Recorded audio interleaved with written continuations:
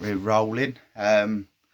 So yeah, back again doing another fragrance review. I have a lot, so I have a lot to get through.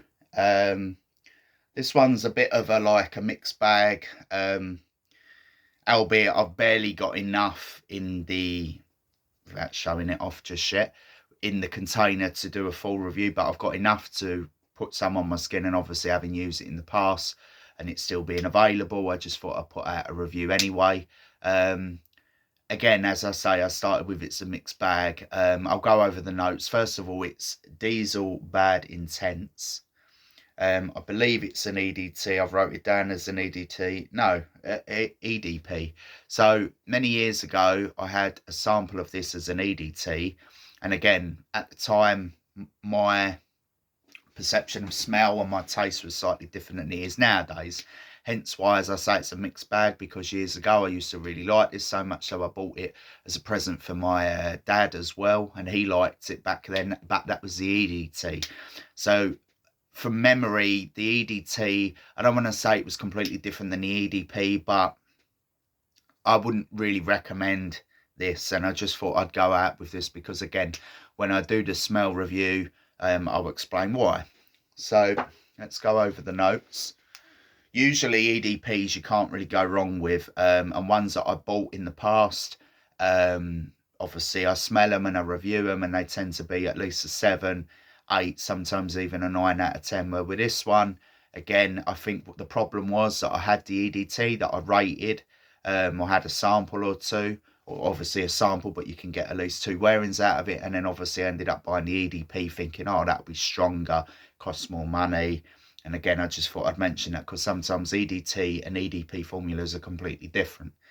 And the performance in that isn't always as good as an EDP should be stronger and longer lasting, but that's not always the case. So again, that leads me on to the notes and then the review. So I'm kind of mentioning some things there, as you can probably ascertain why I wouldn't recommend this EDP of Diesal Bad Intense. So without further ado, so the price ranges between £30 and £50 for 100 ml. So it's not too bad.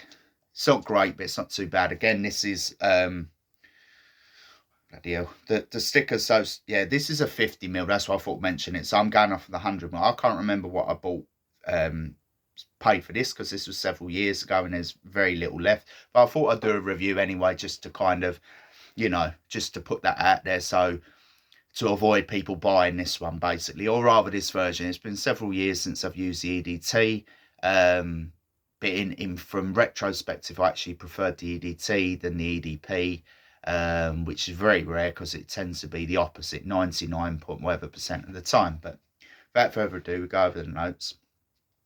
Diesal Bad Intense is a woody, spicy fragrance for men. Now, I just thought I'd put that out there, that I tend to like spicy fragrances. So you can kind of see why I like the EDT, which is a similar profile. I looked it up online. It's slightly different, but similar. And why you would think that I like this. So again, the initial smell of the EDT and wearing it twice and getting compliments made me think, cool, I want a stronger version of this. But we'll get on to that in a minute. Diesal Bad Intense is a sizzling take on the tobacco caviar, which is a weird, tobacco caviar signature of their popular bad fragrance. See, again, I never knew that years ago. I would just smell it, buy it, or get samples and older stuff online. I didn't look at all the notes. It's just if I liked it, I liked it. If I didn't, I didn't. But I was surprised about that, even reading that now, caviar. The scent reveals itself with a sharp sparkle of bergamot. Before you know it, a hot cocktail of nutmeg and cinnamon, so it's a spice, inflames the caviar called tobacco and woody notes burning. So it's interesting because, again, of all of the fragrances I've reviewed more recently, them notes are very different, and it surprises me because, again, you can imagine I have very different fragrance range. I don't always just go with the same house or the same type. I actually prefer things that are a little bit different.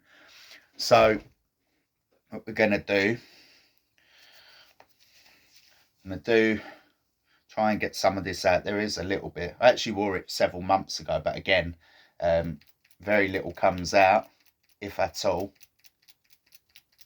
So it'll probably be the last of this bottle. But again, I just thought I'd do this, get this review out there.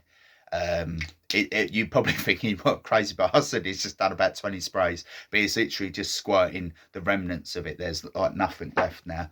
So again, long and short of it, I preferred the EDT years ago.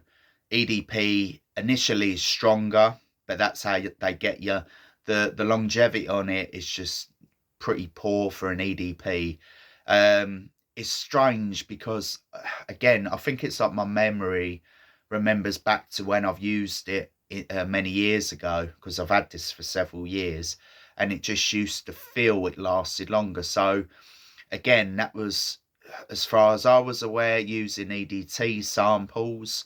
And this EDP is just, it's a bit disappointing, because again, I like spicy woody notes. But anyway, so we'll go through the smell review, or smelling it. So yeah, it's a weird one. I think it's a bit like, should we say, like Marmite, like having gone over the notes now and then thinking of the caviar. I think that's a bit strange, but you do, the thing I can big up about is that you do get the spicy notes. It's kind of like it's very aromatic, the spices, so I can detect them, even though I've barely put a little bit on. But I thought I've already given the review, or sorry, I haven't given the review, but I've mentioned a lot of negative points, so that's a positive. I'll give at least one positive. That it's very, if you like spicy notes, I think that you'll like this, as I did. But it's just that the projection and the radiance, just, it's not as good as a lot of the other EDPs on the market. So yeah, it's like hard to review this, because again, well, it's not hard to review, but it's probably nostalgia on the EDT part for me, that I would have given that like a 7 out of 10.